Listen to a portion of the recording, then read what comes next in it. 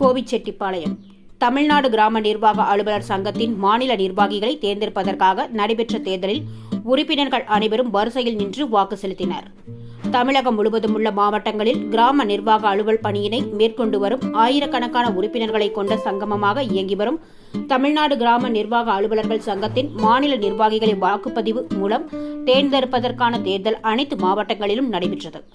அதனைத் தொடர்ந்து ஈரோடு மாவட்டம் கோபிச்செட்டிப்பாளையம் தனியார் திருமண மண்டபத்தில் அமைக்கப்பட்டிருந்த வாக்குப்பதிவு மையத்தில் 200க்கும் மேற்பட்ட கிராம நிர்வாக அலுவலர்கள் கலந்து கொண்டு வரிசையில் நின்று தங்களின் வாக்குகளை செலுத்தினர்.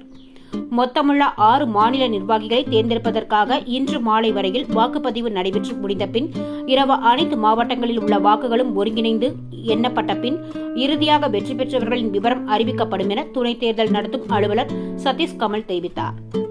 இந்நிகழ்ச்சியில் மாவட்ட தலைவர் முருகேசன், செயலாளர் ஜான், வட்டார தலைவர் ஜெயந்தன், செயலாளர் சரவணகுமார் உள்ளிட்ட பலரும் கலந்து கொண்டனர்.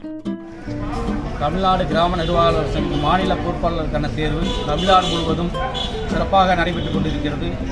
அதுபோல தன்னுடைய ஈரோடு மாவட்டத்திலும் தமிழ்நாடு கிராம சங்க பொறுப்பாளருக்கான தேர்தல் ஈரோடு மாவட்டத்தில் அனைத்து கிராம நிர்வாகிகளும் பங்கு பெற்று வாக்களித்து விருப்பத்துடன் வாக்களித்து வருகிறார்கள் என்பது தெரியும்.